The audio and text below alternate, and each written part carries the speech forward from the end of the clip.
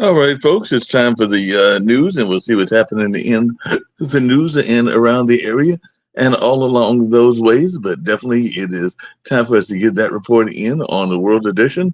And a lot of things are taking place around the country and around the world. And definitely, we still got this government shutdown and other things that are taking place that we'll be talking about here on World Edition. I'm sure other folks will be joining us and they'll share their insights as well, trying to get to the news so I can see what exactly is happening and all along those lines, even some of the things that might be happening in the sense of not just the government shutdown, but in the sense of other things in the world as well. So definitely a lot, as always, is taking place, and we're going to see what we've got going on and what people are wanting to talk about and all along those lines. So like I said, a lot is transpiring, and we're definitely going to try to find out more about these things that are taking place in the world and around the world, and what folks are thinking about these various news stories and all along those lines. So definitely, a lot of folks are paying attention to what's going on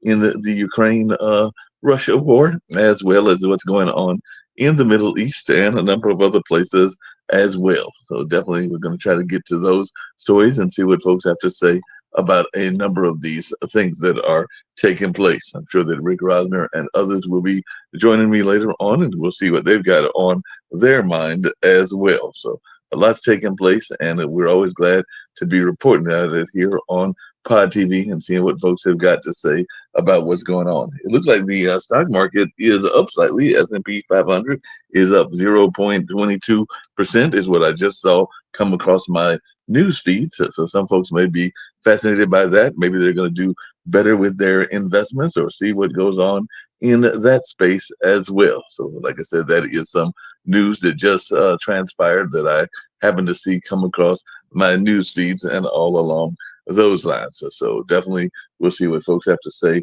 about that as they transpire around and check out what's happening around the world and with various other news outlets also. So, like I said, we're going to try to find out as much as we can here on World Edition about the various things that are taking place here in the world and with us and all along those lines. I'm sure that many people will be fascinated by some of the things that are going on and when the government shutdown will end and if it will end anytime in the near future, because a lot of people are trying to pay attention to that as well, as a lot of folks are wondering about the state of the economy and what might be going on in that sense as well. So, like I said, we're going to try to get as much of the news as we can. I know that usually when Rick's here, he gets the Drudge Report and other things like that. So, we're going to see what's going on in that space and if folks have other things that they want to report on as well. So, if you've got some news stories that you're interested in, don't hesitate to let us know. We're always interested in that here on Pod TV and all along those lines. And if there are news stories that are of concern to you, definitely pass those on to us as well. We're always trying to get as many sources as we can. We like to have guests on when we can as well. So if you've got a great guest that you think that we should be talking to, definitely pass that information to us as well. Because we always love having these various guests come on and share their wisdom and their thoughts and all along those lines. So if there's some people that you think that we should be talking to on a regular basis, we would love to hear from you about them and what they might have going on as well, because we always love getting different insights into what's taking place and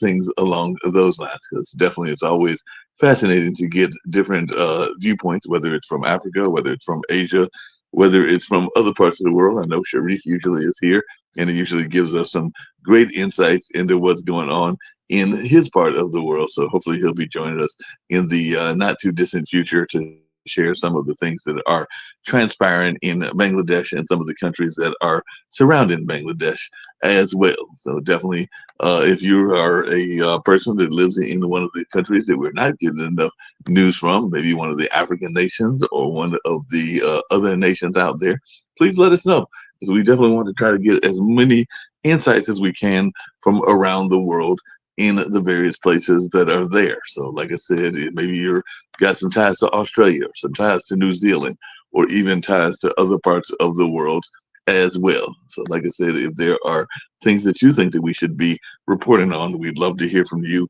about those parts of the world and all along those lines. Because, like I said, we have got limited resources, but we do have resources there, and definitely we try to get as many sources as we can to share what's going on in their part of the world. That's part of the reason that Pod TV was created, and all along those lines. So I see that Rick has joined me, so I'm gonna bring Rick in, see what he can find out about what's going on in the Drudge Report and all along those lines and everything like that. Because as he can tell, I was trying to get the computer up and running. So I was just kind of like letting folks know that if they are in other parts of the world that we don't cover enough of, we'd love to hear from them, and maybe you can have them as guests on the show. But if you can tell me what Right. you're seeing on the Drudge Report, that would be greatly appreciated.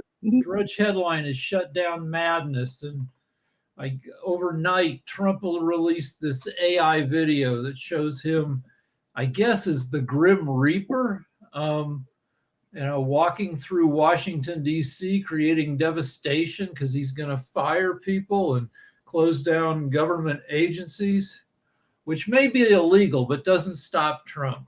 He'll take him to, he'll fire people. The people will take him to court, and the court will probably say, yeah, you don't have the authority to do that. That rests with Congress. And then he'll appeal, and then we'll see what the Supreme Court says. And that whole thing might take weeks and months. Yeah, that could take weeks or months. Is there any department in particular that he says he wants to get rid of? I know at one time he wanted to get rid of the Department of Education. I think he wanted to get rid of the FCC. That's the one that comes immediately to mind. And the people who've been furloughed, the government employees, if you go to their emails or the websites for the departments, and it says, well, I'm out of the office because the Democrats shut down the government. And the people are not saying that. That's Trump's doing, getting in there and fiddling with their out of office messages. And then one person said they changed it back because they don't agree with that sentiment, and it reverted back to the Democrats did it. Then if you go to the Department of Ed website or wherever, they say, well, this department's closed down right now because of the Democrats. That is illegal under the Hatch Act. Government agencies and government employees it's illegal for you as part of your job to share political messaging. You can't do that. However, I read up on the history of the Hatch Act. Nobody's ever, it's a toothless law that was passed in like 1937. Nobody's ever gotten in trouble. The most you get is some agency sends you a sharply worded letter that says, cut it out. And maybe you do, maybe you don't. But nobody goes to jail. Nobody loses their job. The Hatch Act is like almost never enforced. You're not allowed to have a political convention at the White House. Trump did exactly that. The last time when he was in 2020, when he was running for president. Yeah, he's definitely had events like that. He had huge, thousands of people on the White House lawn, and you're not allowed to do it. But who is going to prosecute him?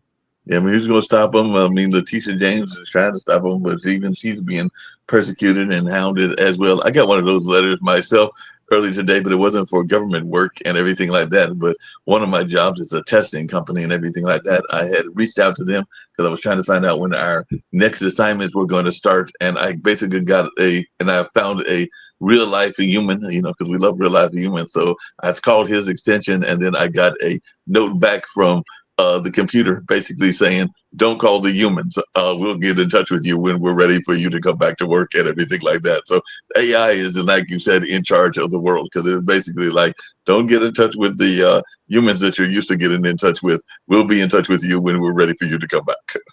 So we have a thing like that going on that was just in the LA Times I read this morning. This guy was accused of decapitating a dead seal on the beach and walking away with its head. And the guy says, I didn't do that. I had a stick. I didn't have a knife. I was with my daughter. We were poking at the dead seal. And this woman comes along and misunderstands what's going on and reports him to the authorities. and then takes a picture of him, and the authorities are looking for the guy. They track him down, and he says, "No, I don't have the frickin' seal's head or anything." And then he tries to get the picture taken down and the story taken down, but the Parks Department is closed down because of the government shutdown, and so that APB for the stealer of the sheep head or the seal head remains up. It's still up there. They're still trying to find the sheep head and everything like that. What are you seeing in Drudge or any of the other news sources about what's going on with Israel, because it is the World Edition, and Hamas? Has Hamas agreed to a deal? Are we going to have peace in the Middle East? What's going on over there? Because I haven't seen. Let me Google Hamas. I'm seeing Diddy is in the headlines too. He's expected to get sentenced to about 11 years in prison. Oh, wow. Today, in an hour or two. Now, is he going to go to a country club prison, or is he going to go to the regular prison? I think regular, right? I think so too. He did some serious sex stuff. Yeah. And you're not supposed to be able to go to country club prison for sex stuff. So Ghislaine Maxwell, when she got to go to that prison has no other sexual offenders. The country club prison that she got transferred to by Trump's DOJ. Right. They had to break the rules to put her in there. So no, he's going to a serious prison. He's already been in prison where he has been conducting classes in how to get jobs in show business. Oh, wow. So he's trying to give back by teaching people, how to succeed, which I guess is admirable, or maybe it's a move made to impact his sentencing, saying, look, he's already being a good guy. I don't know. I don't know either, but that could be interesting. So he's trying to help the folks that are in prison with him and everything like that. So we'll see how that all plays out, and maybe that's good for him and all along those lines. What did you say you found out about Hamas? So you've got a 20-point peace agreement designed by Trump and Netanyahu, and they're giving Hamas 3 to 4 days to respond. It says multiple Arab and European leaders give their seal of approval for the peace plan. Then it goes on to say multiple reports claim Hamas is on the cusp of rejecting the deal, refusing to disarm and surrender. However, other reports claim the group is seeking additional time to review the conditions. Each side has a reason for this to fail. Netanyahu wants peace to fail because when there's peace, he gets kicked out of office and he is in danger of going to prison for corruption that he's on trial for. And then Hamas probably wants it to fail because they're in danger of, being completely overrun by Israel and being killed by Israel if they so. Yep, no doubt about that. Any news? I was talking to some people about this, and they're trying to figure out, because apparently Trump has declared war. He's saying that we're in war with the cartel, meaning the drug cartels and everything like that. And I know he blew out those 2 ships out of the water, so I guess we might see some more ships blown out of the water. So what do you think of this notion that Trump is saying that we're at war with the cartel? He's at war with the wrong country. We don't get our drugs from Venezuela. 90% of our drugs come from from Mexico, or from China via Mexico. Venezuela is not really part of the pipeline, and if it is, it's for like 8% of our drugs. If he wanted to go to war with somebody, it would be Mexico. But he's blowing these ships out of the water when there's still hundreds of miles away from our coast, and it's not entirely clear that they're heading towards the U.S. coast or they're heading to elsewhere in the Caribbean. So why Venezuela? Probably because he hates the Venezuelan government, which is a communist socialist dictatorship where Maduro rigged the election to win it even though a majority of people voted against him. So, you can deplore other people's political leadership, but we're supposed to not be in the business of changing other countries' leaders. Yeah, we're not supposed to be in the nation building business, even though there were some past presidents that were supporters of nation building and everything like that. But Yeah, that we sometimes used to gets us in. we used to flip nations not infrequently in South America, and we Right, did it in Iran in the right. 50s, and that eventually backfired on us. 19 years later, when the Shah of Iran got overthrown by the Ayatollahs. Yep, that's definitely what was going on in that sense and all along those lines. So yeah, it'll be interesting to see. Are you seeing any other news in Latin America? Because like I said, the computer is not cooperating right now. Yeah, So let's see what else.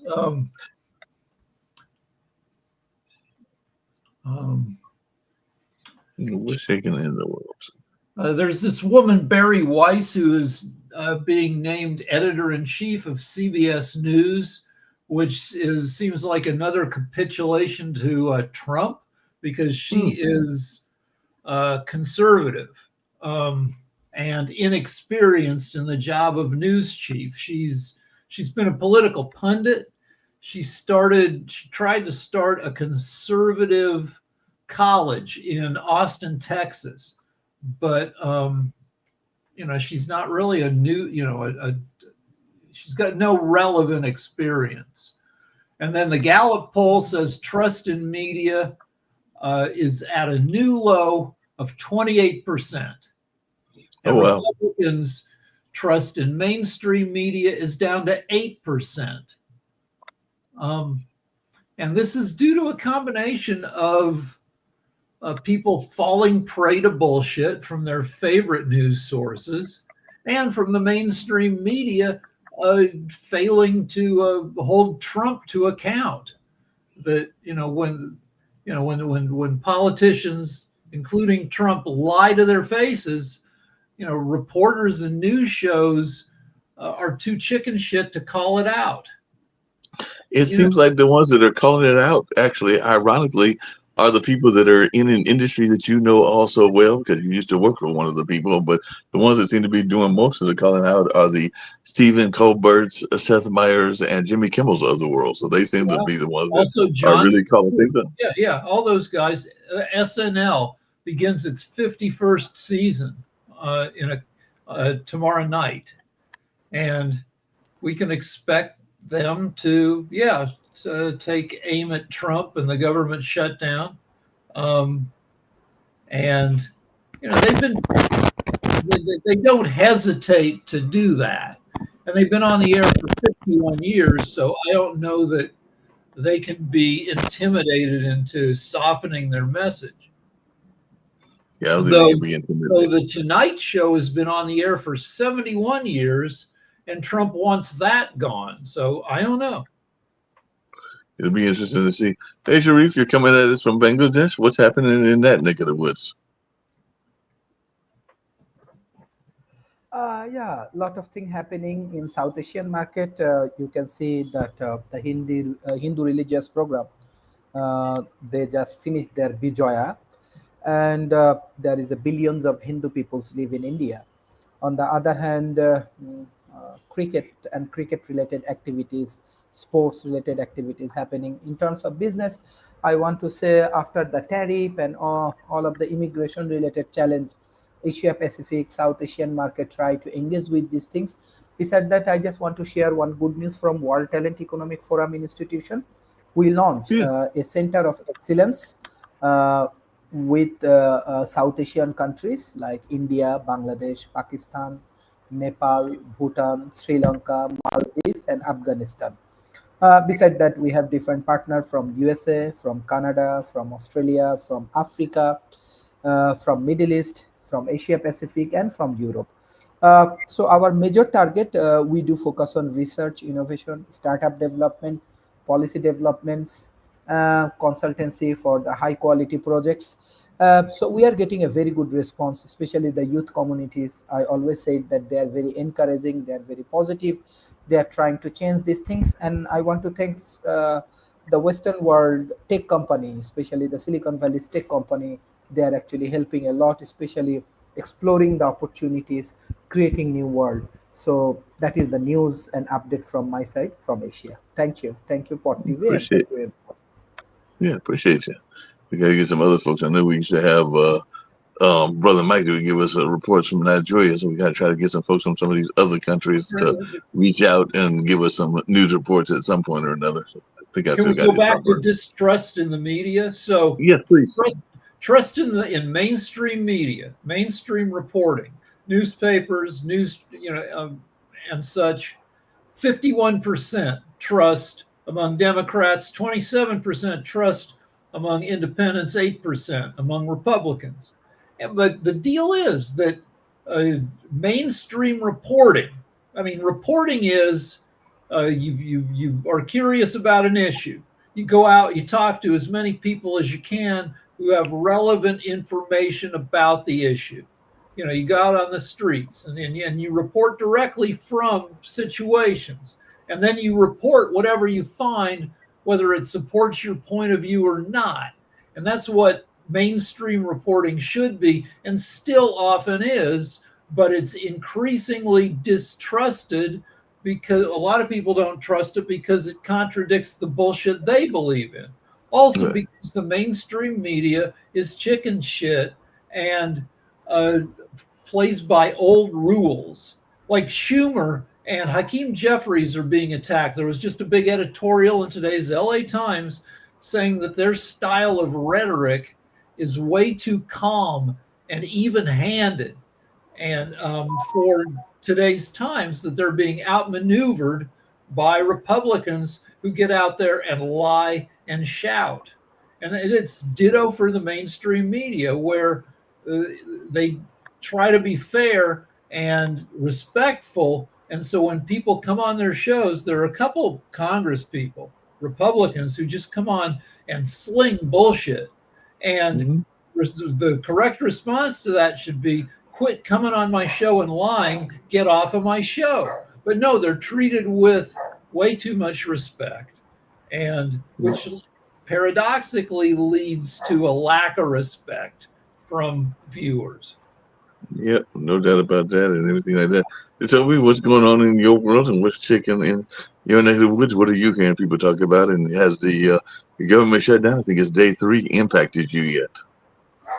Well, I mean, yes, day 3, it's probably it may start impacting me a little bit later, but yeah, it's going to impact everyone. I mean, from flights to everything else. I mean, it's just a bad situation that we're in, and it's not going to get any better until, I hate to say it, the Republican Party comes off and actually negotiates. That's it. It's the Republican Party that's actually at fault at this. And we keep falling into the trap of wanting to have the Democrats be they have to always be morally right. They always have to be morally this or morally do that. It's a new day and age. Right now, Trump is doing whatever he wants to, and the Republican Party is allowing him to do whatever he wants to. I mean, right now, in a time of political misery, we have to find satisfaction where we can. So we turn to Taylor Swift, whose new album is dropping, "The Life of a Showgirl." I don't know why it's dropping on a Friday. I don't albums usually drop on it anyway. It's out, man. Swift fans are wildly excited. People are debating whether we're at peak Taylor, whether this is the most famous she'll ever be, and now it's downhill from here. The baseball divisional playoffs are starting on Saturday, and so, like, that's what sports are for. Is when you're miserable in other parts of your life, you turn to sports.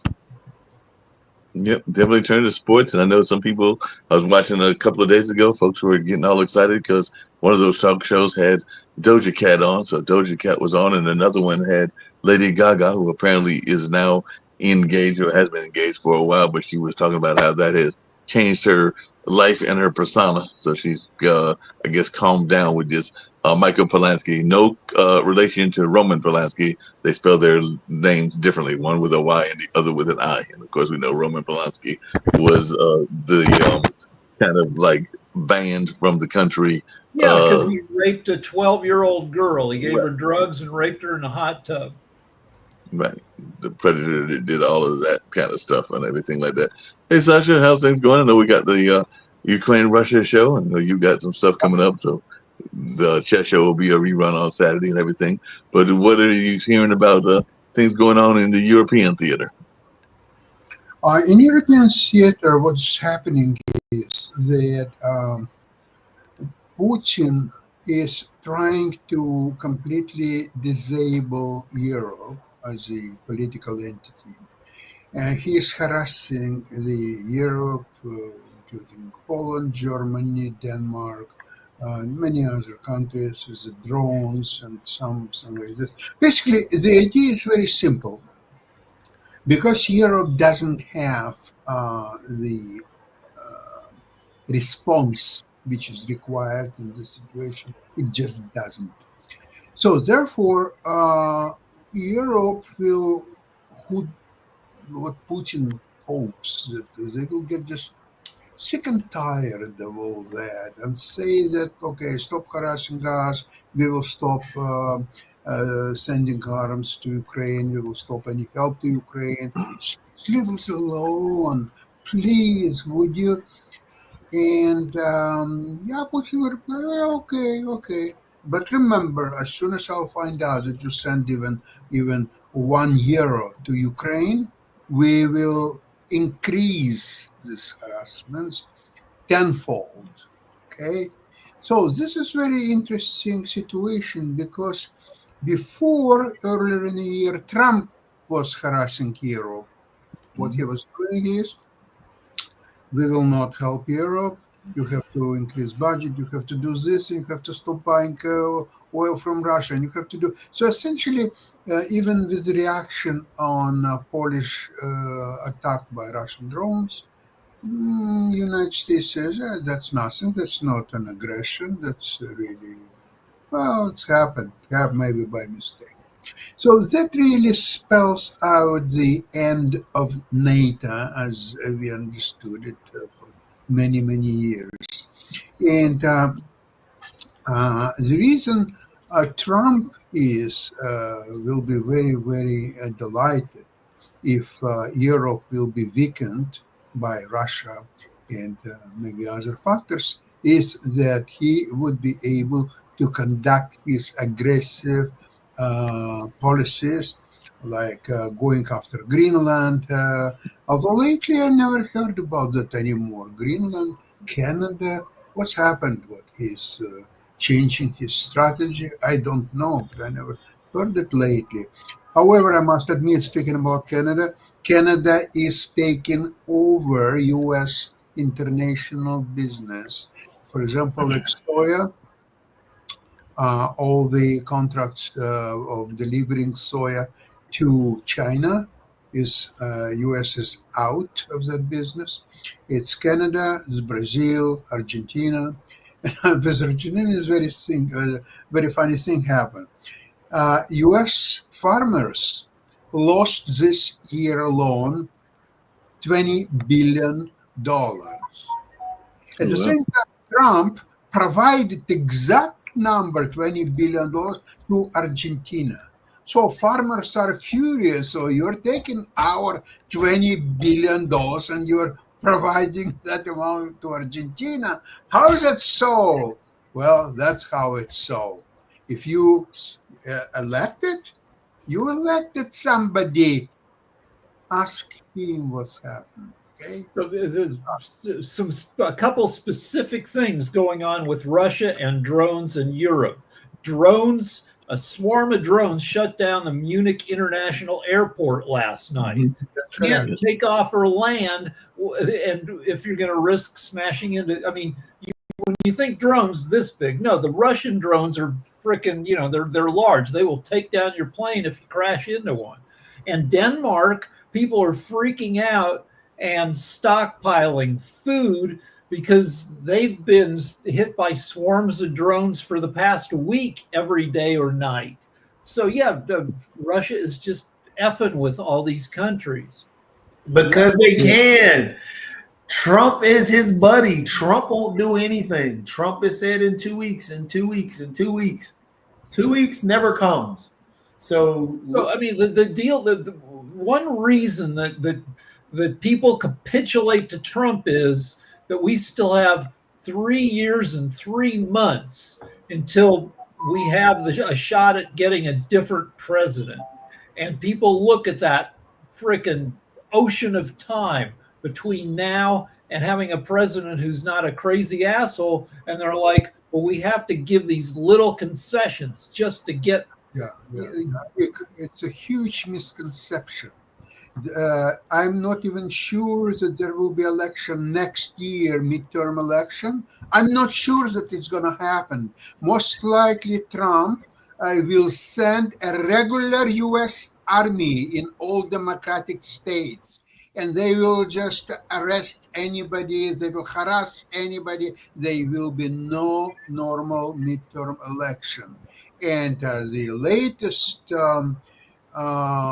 this horrible show of 800 2, 3, and 4 stars generals and admirals were listening to platoon commander, to a guard, the jail guard, complete idiot, unqualified even. He has to crawl on his knees in front of 800 2, 3, 4 stars generals and admirals. And then comes Trump. And what Trump is saying, that democratic cities could be a good training ground for U.S. military force. How do you like that? So he's implying of using U.S. Army against civilians. How about that? Okay, so generals. Let's talk about Hegseth versus the generals. Hegseth, to be generous, Hegseth has about 9 years of military experience. Like what? I'm being generous. He was in the National Guard. He served overseas for a while. But 9 years, if you give him credit for everything, generals have risen up 7 ranks. You start as a lieutenant, then second, then you go to captain, major, lieutenant colonel, colonel. So the lowest ranking general has risen 7 ranks in the military, spending 4 years in each rank before the next promotion. There are only 400 generals in the army. These are elite guys for the most part. Some women. I didn't see any women in the audience, but they're the smartest, toughest, most pragmatic, most competent, the most realistic. These are just like the best frickin' guys. My brother was a lieutenant colonel in the Marines, and he worked with the generals. And you know, he was also a stand-up comedian, so he fucked with the generals. He would do stand-up and make fun of them, and he loved them. And half of them loved him, half of them didn't. But they're all like highly competent guys who are highly aware of how the world works. And then you have this, and they've got 3 times the experience, every one of them, of Hegseth. Each one of them has at least 24 years in the military. Some of them have more than 30 years. And they're being lectured to by this dickhead Fox News host. And if you look at the audience, at pictures of the guys in the audience, they're all look like they're smirking, like they're trying not to laugh at how frickin' ridiculous this whole frickin' thing is. But Rick, I mean, it's great that they're generals and all this other stuff, and I'm sure we all know generals and can come up and can tell stories. Like, you know, I went to my buddy's retirement, or my buddy's father's retirement in the Marine Corps. It's all great, but that doesn't matter, because the one who is unqualified is the one who is under the president. Right. Those guys have impunity. Nobody is stopping them. Nobody can stop them at this point when they want to do their stupid shit. The reason that you didn't really see any women in the or many, if not any women that were there was because they're being fired by the man who's at the top. So it's just all the great anecdotes that we can talk about the generals and the best of the best. And well, I'm not saying that they could do anything. Yeah. But that's the situation. What some people are doing after that speech. The top Air Force commander, General Thomas Bussiere, announced his retirement Tuesday. After hearing this, he didn't say it was because of the speech. He said it was for personal and family reasons. Yeah, he gave that reason and everything. Just really quickly, and then we got. Hold on, this is the guy, the head of Air Force Global Strike Command. Yeah. This guy heard this bullshit presentation by Trump and Hegseth, and he's like, nope, can't do it anymore. Yeah. Hey, Sharif, since you're still with us and everything like that, and then we've been talking about it a little bit. What's with the Gen Z? Because Gen Z seems like they're just getting upset. Because from Madagascar to Morocco, they're even saying that they're shaking Africa and everything. So it looks like there's a protest where I guess Gen Z is just tired of the BS and is ready to take over from their rightful place in leadership. These young people. So, and you teach a lot of young people. So are you just seeing a lot of young people that are upset and are ready to take over the various countries of the world? Yeah, if you see the emerging economy like Bangladesh, what you discuss about Madagascar and Sri Lanka, Nepal, everywhere, and all of the people right now, they are following the model of Bangladesh. Even in India, Ladakh, I told, because the global media, they do not bring these things because this is very important. If you see the Himalaya has a major impact for climate. And near this place, it has Ladakh, and there is a famous climate activist and scientist, Mr. Sonam Wangchuk.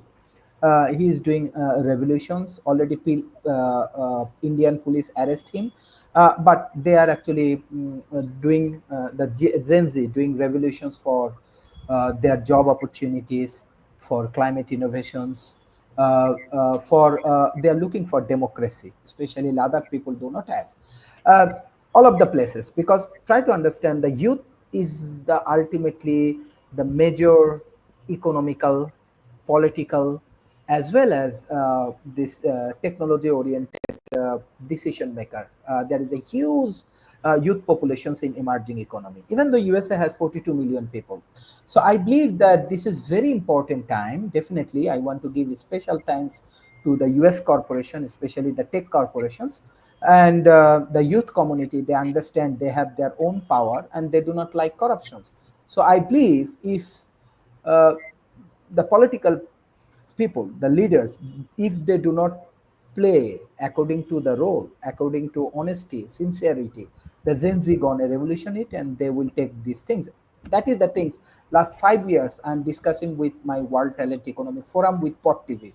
Again and again, I try to remember the growth, the opportunity, how they can contribute for the nation. So this is very, very important situations. I believe next 2 to 3 years, even though before all of the revolutions of AI, you can see all of the Gen Z, they will take the responsibility of the country. And it may possible happen in the Israel, it may possible happen in Canada, in USA, in Australia, because they are also a strong ally with this technology, with the social media, with artificial intelligence, and especially the political leaders. They are not performing very well. So the situation may change. What I call technocracy, I written a book on technocracy. It may happen. Yeah. So I can see that and everything like. Yeah, definitely can see that and all along those lines. They're even saying Japan's next leader, maybe its first woman or youngest in its modern era. So we don't always talk that much about Japan, but they are still a economic player and everything like that. So they're saying that they could be doing that also. So they might have one of the youngest and a woman leader coming to office. And hey, Rick, what is your take on some of these strikes that are going on? Because it's not just here. I know there was some in Canada, and I even saw this sign that it was at the Eiffel Tower that said, due to a strike, the Eiffel Tower is closed. Okay. I have this thing I always say that France is set up for strikes. England to work. England set up for strikes to work. They're both small countries. 60 to 70 million people, much smaller geographically. And when people go on strike in France, people in other industries go on strike in solidarity. They shut down the whole freaking country. And it's not that big a country, so they go on strike. The country is shut down for 4 or 5 days, and we're like, we can't live like this. Give in, give them what they're demanding, and then they go back to work. And this happens a couple times a year in France and England. The U.S. is freaking huge. The U.S. is 3,000 miles from east to west, 1,500 miles north to south. You've got a deeply divided population. You can't shut down the whole country when one industry goes on strike, which doesn't happen very often. Nobody else goes on strike in solidarity, and strikes go on forever. We had, when SAG and the writers went on strike in LA, and it didn't shut, that went on for 20 weeks. And so we're not set up for strikes to work in the US. But yeah, in these smaller European countries, they can be effective. They have a tradition of strikes working. Yeah, they definitely get that tradition. I did see there was some more news in terms of women. Well, can I say one more thing about the generals? Because people may not understand what makes a general special. The deal is that in the military, you have 2 to 4 years to study and perform and show you deserve to get an increase in rank, or else you're out. Right. And so if, say, you're a lieutenant colonel, you have 4 years to study everything you need to know to get promoted to full colonel, and you get evaluated every year. And if you don't make it, you're out. So every one of these generals has been through that 7 times. The more than half the people at each officer rank get fired after 4 years. These generals have managed to make it through 7 of those increases in rank and be the few that get promoted.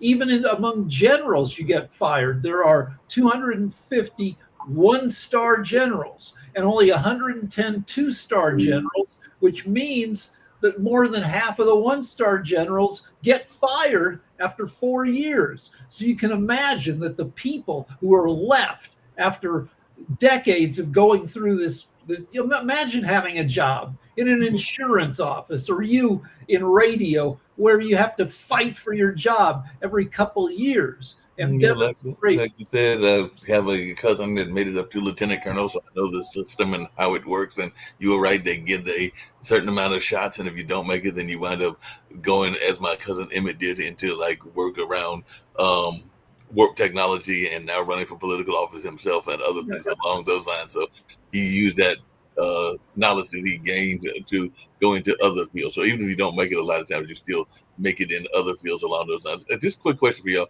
does this Band-Aid approach of naming people when you're in trouble actually work? Because I saw that the Church of England, which had a number of scandals, is now named their first woman Archbishop of Canterbury. So that sounds like it's a Band-Aid to kind of like apologize for some of the injustices that they did in the past by naming this woman to be the head in that particular province. I think Canterbury is the province. I don't know. Does the Church of England have the same trouble that the Catholic Church did? No, they had some severe scandal. I'm trying to remember what the scandal was, but yeah, they had some serious scandal, and I think it was similar to what was going on. Let's see, we'll pull that up. I know they had some major scandal that they were going through and everything along those lines. When I'm trying to pull that, I want to see this other story, because apparently Luxembourg has crowned a new Grand Duke after the former Grand Duke abdicated. The former Grand Duke abdicated and passed the throne to his son. So they kept it in the family. They did like the Trumps. They kept it in the family. Well, wait a second. Like, she might have gotten her. I'm looking at an article about her, and she probably got appointed because of her extreme competence. Because, all right, so in 1999, this Archbishop became the youngest ever chief nursing operator of the NHS, the whole health system of Britain. And at that point, she was like, I need a career change. So she left this high-ranking job to become a bishop. And so, like, she probably got appointed because she's super competent. And yeah, maybe it's making that's up what we've been for talking about, past this sins, notion of but, folks. but she's apparently really good at her job. Yeah, apparently she's really good and all along those lines. Because, like I said, it's the first time a woman has been chosen as the spiritual leader of the Church of England, which is what that is. But yeah, they apparently have divisions, like a lot of churches do, over the treatment of women and LGBTQ people, and they will have to confront concerns that church leaders haven't done enough to stamp out the sexual abuse scandal. So yes, they are like the other churches. They have had some. So here's what the article says. She has been a calm and competent administrator of the sometimes fractious and divided Diocese of London, helping modernize and professionalize that institution after 2 decades under her more old-fashioned predecessor. You're right. They've been disrupted by turbulence and scandal. And they wanted somebody who's a good leader, and she's proven herself. Yeah, she definitely looks like she's proven herself as a leader and everything. Hey, Sasha, what's your thoughts on this 200 billion y'all are about to get Ukraine is? So apparently that's Europe's emerging plan, and I'm sure you're going to talk about it on the show that's coming up and everything, but apparently it's going to be in Russian money. So if y'all going to get $200 billion that I guess the Europeans had in order to get some more advanced weapons and things along those lines. So of course, Russia's crying. They're saying the EU proposal on loans and reparations to Ukraine is crazy and that it will draw a tough response. You there, Sasha? No, Sasha not here. Sasha not there. My fault. He's probably getting ready. I don't know if you guys saw or even talked about it. I just saw that, Lebanon got $230 million right before the government shut down. Lebanon did? Yep. From the Trump administration? Yep. What are they getting in return? Or what are we getting in return? It's supposedly to help with a ceasefire between Israel and Beirut. Oh, okay. But think about it. Argentina got 20 million. Yeah, so they got 80 times as much. And then on top of that, so if it was 230 to help with the ceasefire, so you're paying people not to shoot each other now, so you can run around and beg for the Nobel Peace Prize. I'm just saying, what are we doing here? I don't know. Well, we're gonna have some stuff going on in guns that's gonna be involved in Hawaii. So apparently, the Supreme Court is gonna consider overturning Hawaii's strict ban on guns on private property, because apparently there's a strict ban on having guns in private property. So their Supreme Court is gonna take a case that could allow more guns in malls and restaurants. Haven't we had enough shootings? And if the Hawaii law is being strict, why do we need to loosen it and everything? So apparently they're gonna overturn a strict Hawaiian law that was regulating where people can carry guns. I don't want a lot of people carrying guns in malls and restaurants. Yeah, this sounds like the work of the IRA, which the NRA, which is its job is to keep people like worked up about attempts at gun control, and then those people make donations to the NRA, and then the NRA heads have been convicted of graft, living these lavish lifestyles based on embezzling from the organization. I would say for the most part, Hawaiians were fine with their law limiting guns, but a few lunatics prodded by the NRA got in there and changed the law. Yep. Just really quickly, because I like the first one. I think I like the second one too. And this has changed topics, but we only got a few more minutes, so we'll get into some lighthearted stuff as well and everything like that. What are y'all hearing about the new Avatar? Because it looks like there's a new Avatar that is coming out and everything. So I guess this will be Avatar 3. All right. So James Cameron's a genius. He's improved movie technology immensely, but he is not great at dialogue and plotting sometimes. Like Titanic, great freaking movie, but was the I don't know. I didn't love some of the dialogue. Terminator, great movie. The dialogue didn't matter because you got a robot from the future killing everybody. Avatar, long ass movie, 3 hours. I think the new one's going to be 3 hours too. It gives you too much time to like listen to the words coming out of the characters' mouths and be like, come on. Like Cameron should get Tarantino in to script doctor his scripts and make the dialogue more fun. But so it's going to be like every other Avatar movie. It's going to be 3 hours of adventure. It's going to be too long, but visually spectacular, and plot wise a little bit standard. You can't be good at everything. So when the first Avatar came out, they had already announced that there were going to be about 7 of them. And this is just number 1, 2, 3. They're going to travel different areas of Pandora and show different cultures and stuff like that. That was the whole point of Avatar in the first place. So I'm happy he's doing it. It's going to be visually stunning because he's pushing 3D technology.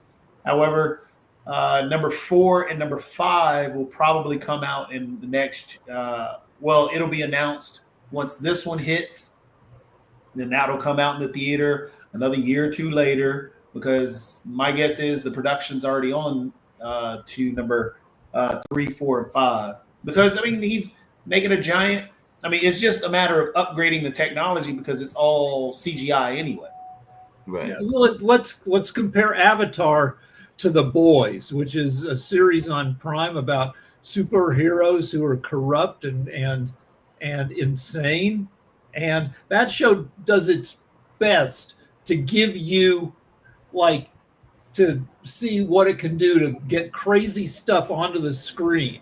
For instance, they got a spin-off series called Gen V, where a character has a superpower that she can shrink herself. And the way she shrinks is she's got bulimia. She pukes. She feels bad about herself. She throws up, and then she shrinks to 6 inches tall, which is that's an interesting way to do it, and an effed up way to do it. And in this last episode, she shrunk and she ended up in a sewage system and had to crawl up through a toilet. And they had a shot of an actual guy sitting down to poop, and you saw his balls. An actual actor's, they got some actor that was shot from inside the toilet. Now that's crazy. And maybe not something everybody would want to see, but it's like, whoa, you've never seen that before. Avatar would never show somebody's balls. But that's not really new. We've seen, you watched, Porky's Revenge and all the other Porky's movies. Yeah, okay, but Porky's, that was an intentional sex gross out movie. Yeah, some movies are movies. The thing about The Boys and The Boys is written really well, and that's the thing about The Boys. Yes, stuff happens, but the stuff isn't really the selling point. It's actually the storyline that's the selling point. But people get enthralled and thrown off by the wow factor of the deal is, in a Marvel movie, you never see anybody's balls. And I fall asleep in every Marvel movie. They're all 2.5 hours. I fall asleep 90 minutes in, and I wake up. See, Rick, I got to show you some movies then, because there's some good Marvel movies. Okay. What they've done in the past 20 plus years with the series is actually what has accelerated the actual improvements in a lot of the actual superhero genre, because the superhero genre was always a joke. But what Marvel was able to do in terms of telling the stories has improved, because DC, for example, DC used to be great at making movies. That was Superman. Superman was always better than anything that Marvel had put out. But then it switched because what Marvel started doing was actually diving into the characters and really telling the story of what Marvel was about. For example, comics, and this is why it's always hilarious to me when people The Boys, if we go back to that, The Boys was an obvious spoof on our society and how like Homelander was an Homelander is Trump. Homelander is frickin' Trump. but people did not see that. The MAGA wing of the party, or the MAGA wing and the Republicans, didn't see that. They didn't understand that. And then once it clued in, oh, they're being woke. No, it's because you're just missing the reality. All I'm saying is that Avatar is ponderous compared to some of this crazy stuff. Like James Gunn, the director, he runs the whole DC superhero universe. He made Superman, which is a pretty straightforward, it's got some fun touches, but it's still pretty wholesome. At the same time, he's made freaking Peacemaker, which is like, in his world, there are A-level superheroes: Superman, Batman, Wonder Woman, and then there's the D-level superheroes, and those guys are D-level because their powers are crappy, and also they're terrible people, and Peacemaker has crazy crap going on. But that's comics, and that's the beauty of comics and cartoons. Like, in Marvel, you've got your B or C level characters that aren't your dominant characters. Like Iron Man is your top tier. The most you got Spider-Man, your top tier, but you also got Black Panther, top tier. But then you've got Luke Cage. All right, but here's what I'm saying. Here's what I'm saying. Here's what I'm saying. So Peacemaker goes for an interview to be added to a lower level justice team, where he's interviewed by Green Lantern and a couple other guys, and this Green Lantern is an asshole. Yep. And they shoot Peacemaker down. Peacemaker is John Cena, America's hero, like a guy known for standing for everything that's good. But as Peacemaker, he's an a-hole. He doesn't make the team, so he goes on a drug binge, and they cut from him sad in a parking lot after failing his interview to him back home surrounded by 20 naked people having sex with each other. It's insanity. And but that's comics. That's the fun thing. So, like, for example, there are different universes in Marvel. If you take Iron Man, if you look at Iron Man Supreme, if you ever read that, that's more or less Iron Man is, he's got this nanobot technology that's amazing, but he's not really that much of a drunkard as he is in some of the other ones. But even worse, he just destroys everybody because he just is like a god. So what all this comes back to my original point, which is Avatar needs more freaking insanity, more Deadpool, more satire, more little moments, and that otherwise you get these bloated, overblown movies like Marvel. Like the $200 million superhero movies, they bring in a ton of script writers with different specialties, and they give you snappy dialogue, and they give you fun moments besides the moments where everybody's fighting. Yeah, and I think Avatar is a different animal.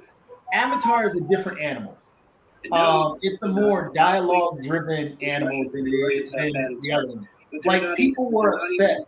So if you take a look at Fantastic Four that just came out, and I don't know if you've seen it yet, but Fantastic Four was a dialogue-driven movie. It had action, but it was more about the dialogue and the narrative and what they were saying. It was more characteristic of the Fantastic Four people were looking for. The more action-based Fantastic Fours were garbage, and they weren't written well. It was all about explosions and, hey, we're going to show off the Silver Surfer, but it wasn't about that in this one.